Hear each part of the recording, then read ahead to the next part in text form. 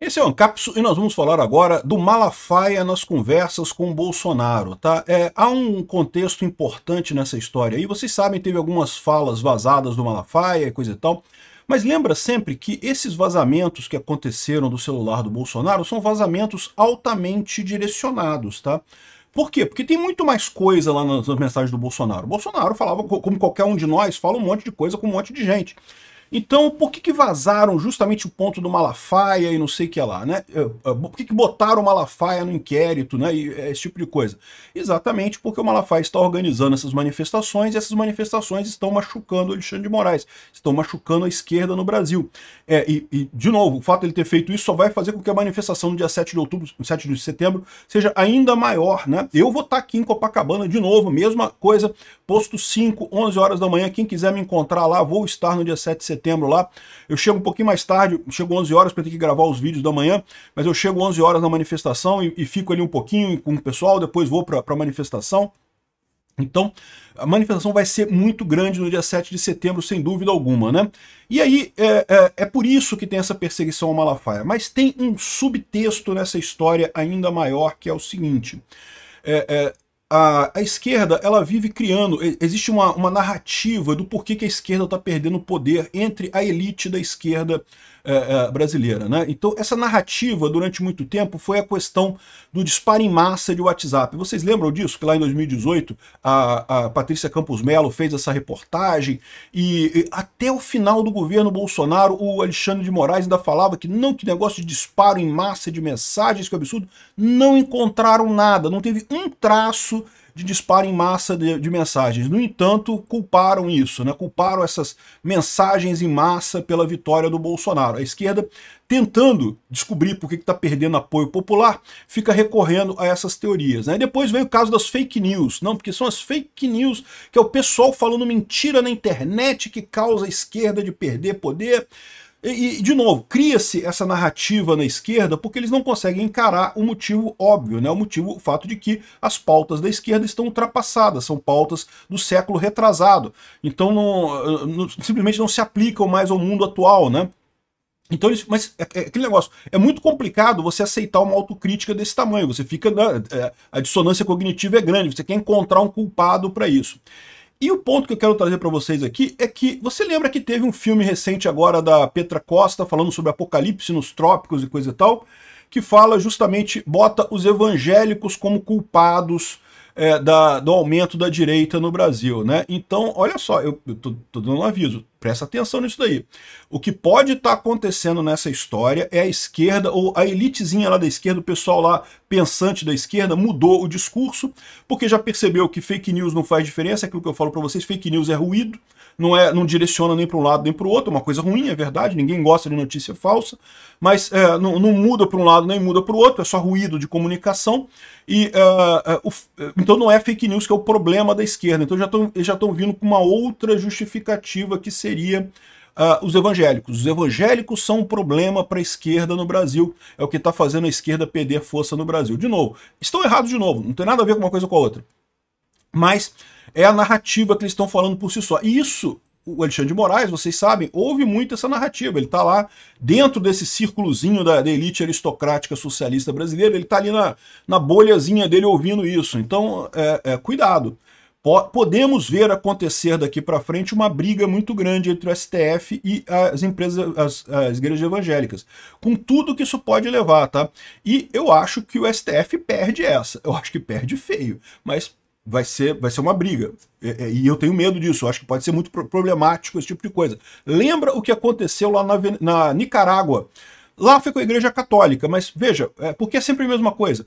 O governo impopular, o governo perde apoio, acha que tem um culpado para ele estar perdendo apoio. Lá no caso a Nicarágua descobriu que elegeu a Igreja Católica como culpada, né?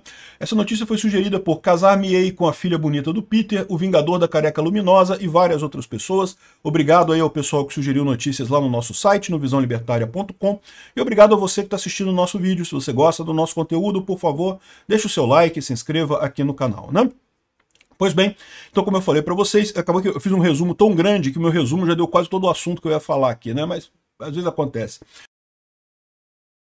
claramente o Alexandre de Moraes está perseguindo o Silas Malafaia. Isso é evidente.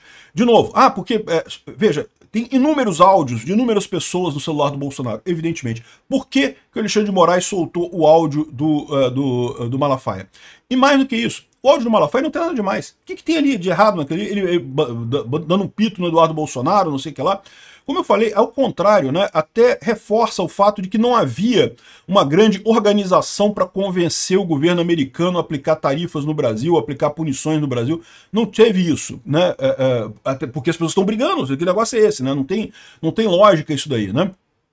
Então, não tem nada nesse áudio. O motivo do áudio foi justamente colocar o Malafaia no inquérito, ameaçar o Malafaia. Lembra, o modus operandi de toda a ditadura no mundo, foi da ditadura militar brasileira também. Como é que funcionava a tortura a estudantes e a jornalistas lá na época da ditadura militar brasileira? A mesma coisa, botavam no inquérito e aí começavam a usar medidas cautelares para punir as pessoas. Medida cautelar, por exemplo, proibiu o Silas Malafaia de sair do Brasil, proibiu dele de falar com o Bolsonaro, proibiu um monte de coisa para não ter, né? Ou seja, começa essas medidas cautelares que, em tese, deveriam ser uma medida extrema apenas para caso estivesse impedindo algum processo, alguma coisa, não, começam a ser usadas como mera punição às pessoas, né? E não seria estranho imaginar que daqui a pouco vai ter mais coisa. Eles agora pegaram o celular do Malafaia, vão tentar achar um monte de podre do Malafaia para atacar a igreja evangélica. Pode ter certeza que vão tentar fazer isso. E daí, esse é o ponto dessa história. O vazamento do áudio do Malafaia indica uma nova estratégia da esquerda. Eles já perceberam que não teve disparo em massa, não fez diferença disparo em massa. Fake news, eles já perceberam que não faz diferença também, que no final das contas a internet não é essa coisa toda que eles imaginam, não tem essa grande conspiração de fake news e coisa e tal, mas a esquerda continua perdendo poder, e vai continuar perdendo poder. Como eu falei para vocês, né? Eles fazem esse negócio de censura na internet, PL, não sei o que lá da internet, e no final das contas continuam perdendo apoio popular, continuam diminuindo o apoio popular da esquerda. Eles têm que achar um culpado novo, né? E agora parece que o culpado novo que eles estão querendo botar é justamente os evangélicos. Eu fico muito preocupado com isso, tá? Porque pode ter certeza, se isso daqui for de fato a justificativa que o Alexandre de Moraes está colocando para esse tipo de, para essa perseguição ao Malafaia, isso vai ser o começo de uma coisa muito grande. Vão procurar a mensagem do celular do Malafaia, vão implicar um monte de outros pastores, vão tentar atacar a igreja evangélica, você pode ter certeza. Isso vai ser uma coisa complicada para o STF. Isso é um buraco muito mais complicado para o STF do que ele imagina. Ele acha que está tratando com uma organização normal, uma organização voluntária normal. A igreja é muito mais do que isso. A igreja dá suporte espiritual para as pessoas, dá suporte moral para as pessoas, orienta as pessoas. Então, assim, você tem uma grande massa brasileira que gosta das igrejas, que vê bem as igrejas. Então, eu acho que o STF vai se ferrar nessa história. Mas já há algum tempo que essa elite aristocrática socialista de Brasília tem essa justificativa de que o culpado são os evangélicos, né? E aqui, ó, Lula desiste de tentar apoio dos evangélicos após aumento de rejeição e preocupa aliados. O Lula tentou durante muito tempo conquistar o apoio dos evangélicos e não conseguiu. E por que não consegue conquistar o apoio dos evangélicos? Como eu já expliquei para vocês, porque os evangélicos são muito mais religiosos do que os católicos na média. Eu sei, tem católicos extremamente religiosos. Não estou dizendo que não exista católicos muito religiosos, que vão à igreja, que fazem a coisa toda, mas olha só, eu sou de uma família católica, tá? E eu vi como é que é na minha casa. E a gente ia para a igreja para batizado, casamento e funeral de vez em quando, e só. E fora isso, não ia à igreja. Então, os evangélicos costumam ser muito mais próximos da igreja, costumam ser muito mais ligados na igreja, né? E essa é a questão toda que o pessoal não percebe que está enfrentando aqui no Brasil. Embora os católicos ainda sejam a maioria no Brasil, os evangélicos são muito mais aguerridos. Tem uma ligação muito mais densa com a igreja. Pelo menos eu que estou de fora dessa coisa toda vejo a coisa desta forma, tá? E, de novo, isso pode causar problemas. Por quê? Porque lembra o que aconteceu com o amigo do Lula, o Ortega, lá na Nicarágua. Ele tem o mesmo problema. Ele começou a perder apoio lá na Nicarágua, as pessoas não gostam mais dele. Por quê? Porque ele é um governante de merda. Porque ele é um socialista. Todo socialista acha que vai resolver os problemas do país com ordem direta, com lei, com estrutura e coisa e tal. E não é, isso não resolve problema nenhum de país nenhum. Leis só atrapalham.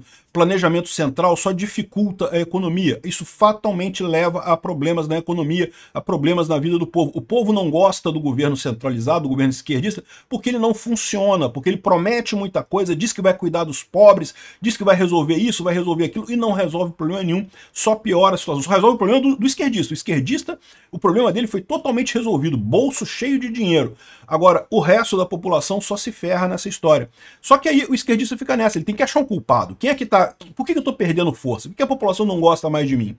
E aí fica buscando esse tipo de coisa. Lá na Nicarágua, como a população evangélica lá não é significativa, mas a católica eles colocaram a Igreja Católica como culpado dessa história. Não porque nas rádios comunitárias das igrejas católicas e coisa e tal, ou seja, essa coisa toda, tanto a católica quanto esse folhetim aqui da Petra Costa culpando os evangélicos por isso daqui, pela derrota da esquerda, são a esquerda tentando achar um culpado para ela estar perdendo popularidade. Quando o culpado é a própria esquerda, são as ideias atrasadas da esquerda que causam essa perda de popularidade. E, ou seja, você juntar esse ataque ao Malafaia aqui, o Lula que está desistindo de apoio dos evangélicos, e essa justificativa de que os evangélicos são culpados pela derrota da esquerda no Brasil, olha, se prepara, a gente pode estar muito perto de ver justamente uma perseguição aqui no Brasil aos evangélicos, como está acontecendo na Nicarágua contra os católicos, tá?